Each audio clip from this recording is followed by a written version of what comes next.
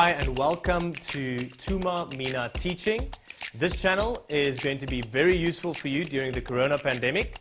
And what we do in this channel is we're going to take the second term's work, we're going to break it up into small bite sizes so that you can understand it easier. But first, we're going to go through the classroom rules. In this class, you are allowed to eat, you are allowed to drink, you are allowed to sit back in your chair and ride in your chair. You're even allowed to take out your phone and obviously watch the channel. So how does this work? We're going to take the CAPS curriculum and break it up into these pieces. And then what you're going to do for History Term 2, you're just going to follow the chronological order of this list and then complete the activities in the description. Every now and then there will be a test, and you can complete the test and you can see and gauge where you're at in your understanding of the second term. My name is Leopold van Velden from High School Stellenbosch, and this is my Thuma Mina Teaching. So in the second term in History Grade 8, we discuss the mineral revolution. Now let's break that term into two. Minerals refer to raw materials that we get out of the ground like silver, gold, platinum and diamonds. A revolution refers to a great change, and put those two together, and that's what we're going to discuss in this term. In 1867 there was a little boy, 15-year-old boy, who walked on the banks of the Orange River near Hopetown, and he played with a couple of stones. And as he was playing, he picked up a diamond. He didn't even know it was a diamond. What he also didn't know is that this would spark a revolution and that things would change dramatically from this point forward.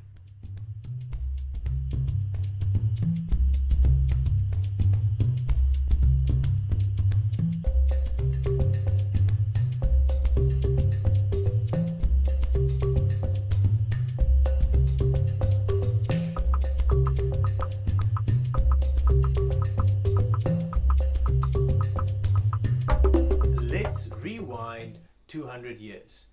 In 1652, Jan van Riebeeck settled in the Cape.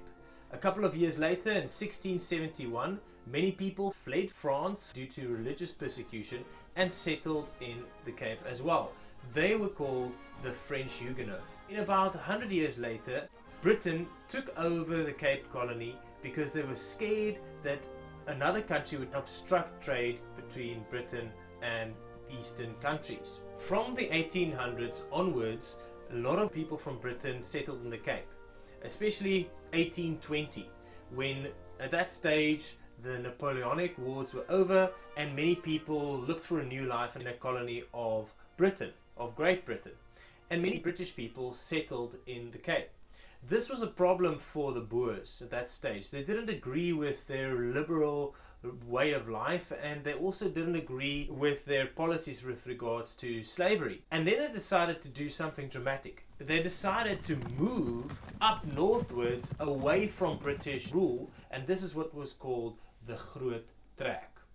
In 1860, just before diamonds were discovered, there were two British colonies, the Cape Colony and the Natal Colony, and there were two Boer republics, the ZAR, Zuid-Afrikaanse Republiek, and the Orange Free State. These were the four European colonies in South Africa, but it is important to note that there were many other people groups in South Africa at that stage, like the Zulus, the Xhosas, the Pedis, the Khoisan, the Sothos, the Tswanas, and many more.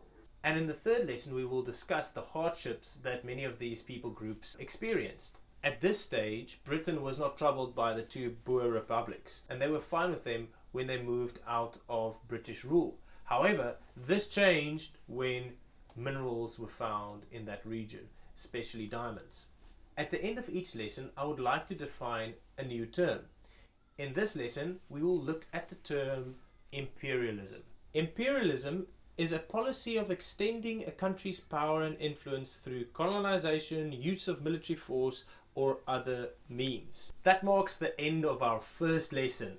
In the description, usually there would be an activity or a test, and below that there would be the rest of the lessons. Please feel free to click on any of those links, and then we'll see each other next time.